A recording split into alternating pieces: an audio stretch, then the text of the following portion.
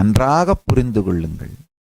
100 ஆண்டுகளுக்கு முன்பாக power manifestation life ஸ்டைலா இருந்து இன்னைக்கு அது லைஃப் ஸ்டைலா இல்லாம போனதுக்கு காரணம் வெறும் இனிஷியேஷன் இல்லாம போனது மட்டும், தீட்சை இல்லாமல் போனது மட்டுமல்ல, நீங்கள் சாதாரணமானவை என்று நினைத்துக் கொள்ளுகின்ற கொண்டை கட்டி பழக்கங்கள் எல்லாம் அழிந்து போனது. ஐயா, இது சாதாரண பழக்கம்னா ஒரு ஜாதிக்கான பெயராகவே கொண்டை கட்டி முதலியார் கொட்டை கட்டி முதலியார்னு வைப்பாங்களா? இதெல்லாம் சாதாரணமான பழக்கம் இல்லைங்கய்யா. ஜடை வச்சா பேன் வருதுன்னா வேப்பெண்ணை தடவி சரி பண்ணுங்க. ஜடை வைக்கிறத நிறுத்தாதீங்க. கொட்டை கட்டினா பார்க்கறவன் ஒரு மாதிரி பார்க்கறான்னா அவனுக்கு புரிய வைக்க முயற்சி பண்ணுங்க. கட்டுறத நிறுத்தாதீங்க.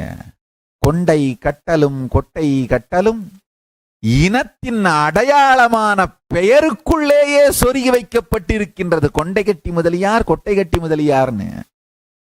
அப்படின்னா இந்த சரியா பாதமான வாழ்க்கை முறை எந்த அளவிற்கு முக்கியமானது?